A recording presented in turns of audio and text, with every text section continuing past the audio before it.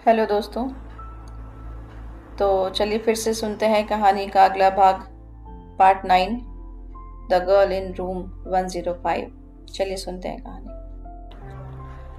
हे केशव, रघु ने मेरे कंधे को छूते हुए कहा। जारा को दफनाया जा रहा है। पुलिस थाने से घर लौट आने के बाद मैंने अपने माता पिता को एक एक बात साफ साफ बता दी। मुझे चंदन अरोरा को भी सब कुछ एक्सप्लेन करना पड़ा जो मुझे कॉल पर कॉल किए जा रहा था। अपने गुटके भरे मुंह से उसने फोन पर ही कहा, मैं तुम्हारे साथ हूं। तुम मीडिया को बता सकते हो कि तुम एक प्रतिष्ठित कोचिंग क्लास कंपनी में चंदन क्लासेस के लिए काम करते हो। इससे हमें पूरा देश जानने लगेगा। यू नो तब मुझे उसको बताना पड़ा कि मुझे मीडिया से बात करने को मना किया गया है। सौरभ और मैं छतरपुर में जारा के घर के पास मुस्लिम कब्रगाह में आए थे। हे रघु, तुम कब आए? मैंने मुड़ते हुए कहा। उसके बाएं हाथ पर प्लास्टर चढ़ा था। उसकी बाह और गर्दन के पीछे वाले हिस्से पर चोट के निशान थे। उसने सफेद कुर्ता पजामा पहन रखा था। उसने काले फ्रेम का अपना चश्मा उतारा और आंखें मली। कल शाम आया तो तुमने उसे देखा? उसने हल्की आवाज में कहा। मैंने सिर हिला दिया। मुझे सब कुछ बताओ प्लीज, रघु ने कहा। मैं नहीं चाहता कि मुझे अंधेरे में रखा जाए। पता नहीं क्यों जारा की मौत के बाद मैं उससे इतनी नफरत नहीं कर पा रहा था जितनी पहले करता था। पता नहीं उसको यह बात मालूम थी या नहीं कि जारा ने मरने से पहले मुझे मैसेज करके बुलाया था। मैंने सोचा शायद मुझे उसे बता देना चाहिए। वैसे भी मैं पुलिस को यह पहले ही बता चुका था, जो उसे वैसे भी ये बात देर से देर बताती ही। लेकिन मैं अपने मुंह से उसे यह बताना चाहता था कि जारा फिर से मेरे पास लौट कर आना चाहती थी। लेकिन फिर ऐसी सतही बातें सोचने के लिए मैंने अपने आप को धिक्कारा और रघु को उस रात हुई तमाम बातें एक एक कर बता दी। लेकिन जारा ने उस रात मुझे क्या मैसेज भेजे वो मैंने उसे साफ साफ नहीं बताया। हम मिले, फिर से मिले। मैं उसे विश करने जा रहा था, बस इतना ही, मैंने अपनी कहानी खत्म करते हुए कहा। उसने सिर हिला दिया। उसका सिर झुका हुआ था। ये बहुत भयानक है, मैंने उस अजीब सी खामोशी को तोड़ते हुए कहा। उसने अपना होंठ चबाया और मेरी आंखों में देर तक देखता रहा। उसने कुछ कहा नहीं। क्या वो ये सोच रहा था कि यह मैंने किया है? मैं उसके रूम में इसलिए गया क्योंकि मैंने फिर से कहना शुरू किया, मैं जानता हूं कल रात पुलिस थाने गया था। वहां मुझे तुम्हारी और उसकी चैट के बारे में पता चला। लेकिन पहले उसी ने मैसेज किया था, मैंने अपने बचाव में कहा। अब इससे क्या फर्क पड़ता है? हमने उसे हमेशा के लिए खो दिया और उसके लिए जिम्मेदार है यह कमबख्त शहर। मैंने कितनी बार उसे कहा कि चलो यहां से। मैं दूसरी तरफ देखता रहा। जारा के पिता हमारे पास चले आए। वे रघु से अकेले में बात करना चाहते थे, इसलिए वे दोनों ही मुझसे दूर हट गए। मैं और सौरभ कब्र पर गए। वहां जारा की लाश एक सफेद कपड़े में लिपटी हुई थी। मुझे एक अजीब सा ख्याल आया कि शायद वह इंतजार कर रही थी कि मैं उसके पास आऊं और उससे बात करूं, और जब मैं ऐसा करूंगा तो मुस्कुराते हुए उठ जाएगी। वही खूबसूरत मुस्कुराहट जिसे देखकर सब ठीक हो जाया करता था। पास ही कुछ बुजुर्ग मुस्लिम अरबी भाषा में जोर से कुछ पढ़ रहे थे। सफदर वहां आए। उनका चेहरा तना हुआ था और हाथ बंधे थे। अलबत्ता मुस्लिमों के कफन दफन के दौरान आम तौर पर औरतें मौजूद नहीं होती, लेकिन जारा की सौतेली माँ जैनब उनके थोड़ा पीछे कुछ रिश्तेदारों के साथ खड़ी थी। जारा के पिता ने मुट्ठी भर मिट्टी उठाई और जारा के सिर के नीचे रख दी। मैंने जारा के सौतेले भाई सिकंदर को भी देखा, जो यूं तो 20 साल से ज्यादा उम्र का था, लेकिन बच्चों जैसे अपने चेहरे के कारण बहुत कम उम्र लग रहा था। मैंने सिकंदर को इससे पहले केवल पारिवारिक तस्वीरों में देखा था। जारा के पिता, जो मूलतः श्रीनगर के थे, की बीवी की मौत तभी हो गई थी जब जारा केवल 3 साल की थी। जब जारा 5 की हुई तो उन्होंने फरजाना नाम की एक बेवा से निकाह कर लिया। फरजाना के पहले खाविंद की मौत कश्मीरी आतंकवाद के कारण हुई थी। सिकंदर उसी का बेटा था। जारा और सिकंदर सौतेले भाई बहन की तरह बड़े हुए थे। 8 साल बाद सफदर और फरजाना ने तलाक ले लिया। सफदर को पता चला था कि फरजाना के परिवार के आतंकवादियों से ताल्लुक है और सफदर को इस सबसे नफरत थी। दोनों अपने अपने बच्चों को लेकर अलग हो गए। सफदर ने दिल्ली में कारोबार शुरू कर दिया। जारा उनके साथ दिल्ली चली आई। उन्होंने यहाँ अपनी अकाउंटेंट जैनब से शादी कर ली। सिकंदर श्रीनगर में अपनी माँ के साथ ही रहा। सिकंदर जारा की लाश के पास उंगलियों में उंगलियां फंसाए खड़ा था। उसने मिट्टी का एक गोला उठाया और उसे जारा की ठोड़ी के नीचे रख दिया। ऐसा करते हुए वो सुबकने लगा। अपने माता पिता के अलगाव के बावजूद जारा और सिकंदर एक दूसरे के करीब थे। हालांकि सफदर को यह पसंद नहीं था। जारा ने मुझे बताया था कि सिकंदर पढ़ाई में अच्छा नहीं था, इसलिए वह इम्तिहान पास करने में उसकी मदद करती थी। जब जारा ने कश्मीर छोड़ा तो उसके बाद सिकंदर 5वीं कक्षा से आगे पढ़ाई नहीं कर पाया। मैं उम्मीद करती हूँ कि सिकंदर सही सलामत रहे। वो केवल एक बच्चा है, जारा अक्सर मुझसे कहा करती थी। मैंने वहां पर जारा के पीएचडी गाइड प्रोफेसर सक्सेना को भी देखा, जो अपनी पत्नी के साथ यहाँ आए थे। वे आईआईटी में स्टूडेंट अफेयर्स के डीन भी थे। वे सफदर के पास गए और कुछ मिनट तक वे दोनों आपस में बात करते रहे। प्रोफेसर सक्सेना के जाने के बाद जारा के पिता ने रघु को बुलाया और उसे एक मुट्ठी मिट्टी दी। जाहिर है, यह रस्म केवल परिवार के करीबी पुरुष सदस्य ही निभा सकते थे और सफदर रघु को परिवार का सदस्य मानते थे। रघु ने जारा के कंधों के नीचे मिट्टी रखी। मौलवी अरबी आयतें पढ़ने लगे। मुझे फिर से रघु के लिए नफरत महसूस होने लगी। वो इस वक्त उसके साथ क्यों था? मैं दूर से यह सब क्यों देख रहा था? क्या मैं जारा की लाश पर मिट्टी नहीं डाल सकता था? इसके बाद जारा के परिवार के पुरुषों ने उसकी लाश को कब्र में उतारा।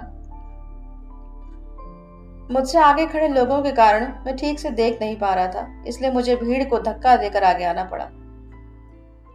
मैंने मन ही मन जारा के लिए आखिरी शब्द कहे, मुझे माफ कर देना जारा कि मैं हमारे रिश्ते को बचाने के लिए लड़ाई नहीं लड़ सका। क्या भाई? सौरभ ने मुझे बड़बड़ाते हुए सुनकर पूछा। कुछ नहीं, मैंने कहा। मेरा सिर झुका हुआ था ताकि वो मेरी गीली आंखें ना देख सके। हम चले? मुझे नहीं लगता वो लोग यहाँ हमारी मौजूदगी को लेकर सहज हैं। मैं एक बार उसके पिता से मिला हूं, फिर चलते हैं। जारा की कब्र में मिट्टी डाली जा रही थी।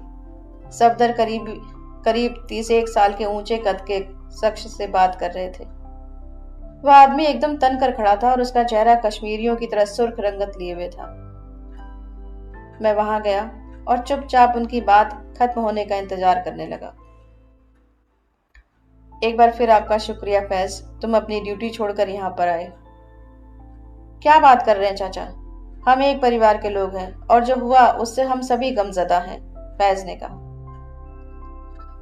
सफदर ने सिर हिलाया और फैज के जाने से पहले उसे गले लगा लिया। तब जाकर उनका ध्यान मुझ पर गया। तुम यहाँ पर कैसे? मैं बस यहाँ पर अफसोस करने आया था, मैंने कहा। तुम उस रात वहां पर थे, उसके कमरे में, और इसके बावजूद तुम्हारी इतनी जरूरत कि यहाँ आकर अफसोस करो? उन्होंने गरजते हुए कहा। अंकल, मैं आपकी बेटी से प्यार करता था, मैं ऐसा करने का सोच भी नहीं। उन्होंने मुझे बीच में ही रोक दिया। मैंने तुम्हें हिदायत दी थी कि उससे दूर रहो, फिर तुमने ऐसा क्यों नहीं किया? क्योंकि मैं उससे प्यार करता था।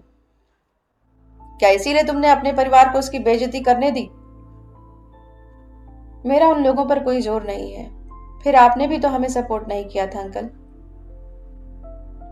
मैंने तब भी तुम्हें एक ऑप्शन दिया था और अब भी दे रहा हूं। क्या? चले जाओ यहां से। खुदा हाफिज। मैं दोपहर को अलवर पहुंचा। मैंने इंस्पेक्टर राणा से एक दिन के लिए घर जाने की अनुमति ली थी। यह एक मुश्किल समय था और मैं चाहता था कि मेरे पेरेंट्स मेरे आसपास ही रहे। माँ ने मेरी हालत भांप ली और मुझे खुश करने के लिए मेरी सभी पसंदीदा राजस्थानी डिशेस बनाई। गट्टे की सब्जी और देसी घी लगे गर्मा गर्म फुलके खाते हुए मैं दोपहर की खबरें देख रहा था। ब्रेकिंग न्यूज, आईआईटी दिल्ली की लड़की की हत्या के मामले में वॉचमैन गिरफ्तार। एंकर अरिजीत ब्यौरे सुना रहा था। हिमाद्री हॉस्टल के वॉचमैन लक्ष्मण रेड्डी को आईआईटी दिल्ली की कश्मीरी पीएचडी छात्रा जारा लून की हत्या के मामले में गिरफ्तार कर लिया गया है। टीवी पर दिखाई जा रही तस्वीरों में हम स्तब्ध लक्ष्मण को देख सकते थे, जिसे पुलिस वैन में ले जाया जा रहा था। अरिजीत ने अपनी बात जारी रखी। सूत्रों का कहना है कि लक्ष्मण रेड्डी गर्ल्स हॉस्टल के गार्डन में बैठा बैठा आती जाती लड़कियों को घूरता रहता था, जिससे लड़कियां असहज अनुभव करती थी। 1 महीने पहले तो उसने एक लड़की का एक अपस्कर्ट वीडियो बनाने की भी कोशिश की, जब वो अपने स्कूटर पर बैठी थी। जारा लोन ने इसका विरोध किया और दोनों के बीच बहस होने लगी। जारा ने सबके सामने लक्ष्मण को एक थप्पड़ रसीद कर दिया। माँ कुछ और फुलके लेकर लिविंग रूम में आई। उन्होंने रिमोट उठाया और टीवी बंद कर दिया। तुम यहाँ पर इस मामले से दूर रहने के लिए आए हो, उन्होंने कहा। माँ आप क्या कर रही हैं? मैंने उनके हाथ से रिमोट छीन लिया। नई जानकारी दी जा रही है। अब वो मर चुकी है, चाहे जितनी नई जानकारी हासिल कर लो, अब वो मुसलमान लड़की लौटकर नहीं आएगी। शुक्र है भगवान का। माँ, मैंने चिल्लाते हुए कहा, चुप कीजिए। अभी उसे मरे 1 हफ्ता भी नहीं हुआ है। जब वो जिंदा थी तभी उसने बहुत सारी मुसीबतें पैदा कर दी थी। अब जब वो मर गई है तो उसे अपने लिए नई मुसीबतें पैदा करने का मौका मत दो। बहुत हो गया माँ, मैंने उनके हाथ से फुलके की प्लेट लेते हुए कहा। तुम जो नौकरी की तलाश कर रहे थे उसका क्या हुआ? मैं कोशिश कर रहा हूं माँ, मैंने इंटरव्यू दिए हैं, देखते हैं। देखने जैसा कुछ नहीं था, मुझे पहले ही रिजेक्ट किया जा चुका था। माँ के कमरे से चले जाने के बाद मैंने फिर टीवी चालू कर लिया। अब अरिजीत एक रिपोर्टर से बात कर रहा था। इसके अलावा और क्या खबर है? माइक थामे रिपोर्टर कहने लगा। अभी हम हौज खास पुलिस थाने पर हैं। लक्ष्मण रेड्डी को पुलिस हिरासत में ले लिया गया है। दिल्ली पुलिस का दावा है कि कत्ल की गुत्थी सुलझा ली गई है और वो भी रिकॉर्ड टाइम में। उनके पास वॉचमैन के खिलाफ पर्याप्त सबूत हैं। वास्तव में असिस्टेंट कमिश्नर का तो कहना है कि अब मीडिया को अपनी यह भूल मान लेनी चाहिए कि उसने दिल्ली पुलिस की क्षमताओं का ठीक आकलन नहीं किया था। अपने मुंह मियां मिट्ठू बनने के अलावा दिल्ली पुलिस क्या यह भी बता सकती है कि उसे इस बात पर भरोसा कैसे हो गया कि वॉचमैन ने ही कत्ल किया है? अरिजीत ने कहा। सीसीटीवी फुटेज बताते हैं कि वॉचमैन अपनी पोस्ट से 40 मिनट तक गायब रहा था। लड़कियों के कमरों में ताक झांक करने की उसकी आदत है। जारा ने उसके खिलाफ शिकायत भी दर्ज कराई थी। पुलिस का कहना है कि लक्ष्मण रेड्डी तेलंगाना के एक गांव का रहने वाला है, जो हैदराबाद से 2 घंटे की दूरी पर है। कुछ दिनों पहले जारा लोन के मंगेतर रघु वेंकटेश पर भी चंद गुंडों के द्वारा हमला किया गया था। रघु हैदराबाद में ही रहते हैं। इस घटना को भी लक्ष्मण से जोड़कर देखा जा रहा है। रघु को बहुत चोटें आई हैं और वारदात के समय वे खुद अपोलो हॉस्पिटल में भर्ती थे। Back to you Arijit. Camera Arijit के चेहरे की ओर घूमा, जो टीवी स्क्रीन पर एक बड़ी सी खिड़की में दिखाई दे रहा था।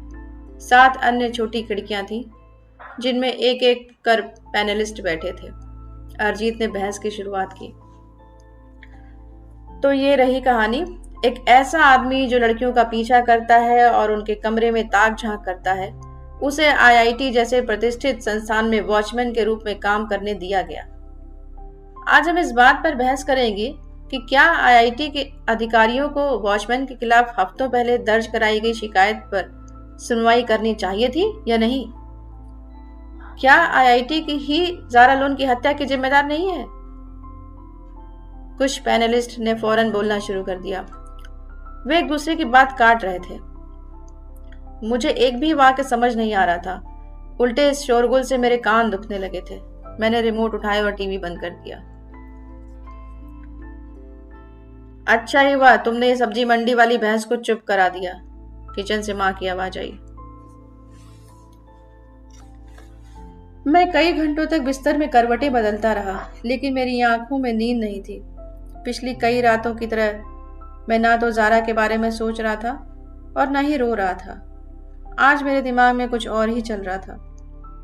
क्या सचमुच ही लक्ष्मण रेड्डी ने जारा को मारा है? यह सवाल बार बार मेरे दिमाग में गूंजता रहा। हाँ, उसके पास एक वजह हो सकती है। उसे सबके सामने थप्पड़ मारा गया था। उसके खिलाफ सबूत भी हो सकते हैं। यह भी सच है कि उस रात वह अपनी सीट से गायब था। लेकिन इसके बावजूद कहानी की कड़ियां जुड़ नहीं पा रही थी। मैं ठीक ठीक तो बता नहीं सकता था, लेकिन मेरी छठी इंद्रिय मुझसे कुछ कह रही थी। कुछ तो कहीं पर गलत था। मैंने सौरभ को फोन लगाया। सो रहे हो? मैंने कहा। नहीं भाई, वीडियोस देख रहा हूं। कौन से वीडियो? मैंने छेड़ते हुए कहा। चुप करो भाई, यूट्यूब देख रहा हूं। और चंदन क्लासेस कैसी चल रही हैं? पहले की ही तरह। गुटखा चबाऊ तुम्हारे बारे में पूछ रहा था। मैं कल लौट आऊंगा और ज्वाइन कर लूंगा। आराम से आओ, मैं यहाँ संभाल लूंगा। तुम ठीक हो? ठीक होना तो अभी दूर की बात है। हाँ, आज मैं 3 घंटे से कम रोया, यानी हालत में सुधार आ रहा है।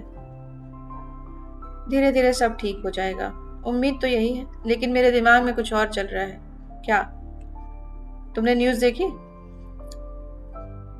लक्ष्मण रेड्डी को गिरफ्तार कर लिया गया है। वो आईआईटी की लड़कियों के अपस्कर्ट वीडियोस बनाता था। वैसे अपस्कर्ट होता क्या है? अगर किसी लड़की ने स्कर्ट पहनी हो तो उसके नीचे का video banana. How sick and stupid, पता है। अच्छा, वो उसे पकड़ लिया गया। हाँ, वो दिमागी रूप से बीमार तो है, लेकिन क्या वह जारा का कातिल भी है? क्या तुमने उसकी पूरी कहानी सुनी ना? हाँ, सुनी तो है, लेकिन मैंने हिचकिचाते हुए कहा, कहीं तो कुछ गलत हो रहा है। तुम्हारा दिमाग अभी शॉक में है। मैं तो कहूंगा कि घर पर कुछ और समय बिताओ और टीवी से दूर रहो। तो दोस्तों, ये थी अब तक की कहानी, और उम्मीद है आपको कहानी पसंद आ रही होगी। पसंद आ रही तो प्लीज़ लाइक कीजिए, शेयर कीजिए, सब्सक्राइब कीजिए and press the bell icon, जिससे कि नोटिफिकेशन आपको मिलता रहे। सुनते रहिए कहानी, बने रहिए हमारे साथ। Story time with Aarti. Thank you so much.